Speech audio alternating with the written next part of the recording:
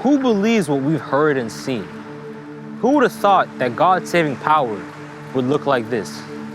The servant grew up before God, a scrawny seedling, a scrubby plant in a parched field. There was nothing attractive about him, nothing to cause us to take a second look. He was looked down upon and passed over, a man who suffered, a man who knew pain firsthand. One look at him and people turned away. We looked down on him, thought he was scum, but the fact is, it was our pains he carried, our disfigurements, all the things wrong with us. We thought he brought it on himself, that God was punishing him for his own failures, but it was our sins that did that to him, that ripped and tore and crushed him. Our sins, he took the punishment, and that made us whole.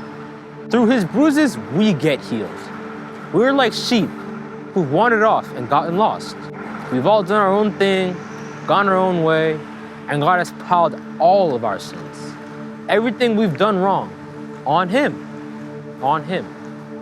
He was beaten, he was tortured, but he didn't say a word, like a lamb taken to be slaughtered, and like a sheep being sheared, he took it all in silence. Justice miscarried, and he was led off. And did anyone really know what was happening? He died without a thought for his own welfare. Beaten bloody for the sins of my people, they buried him with the wicked, threw him in a grave with the rich man, even though he'd never hurt a soul or said one word that wasn't true. Still, it's what God said had in mind all along, to crush him with pain. The plan was that he give himself as an offering for our sin, so that he'd see life come from it. Life, and more life. And God's plan will deeply prosper through him. Out of that terrible travail of soul, he'll see that it's worth it, and be glad he did it. Through what he experienced, my righteous one, my servant, will make many righteous ones, as he himself carries the burden of their sins.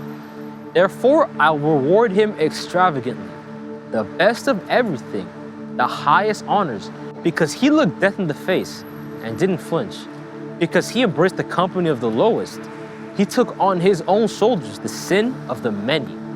He took up the cause of all the black sheep.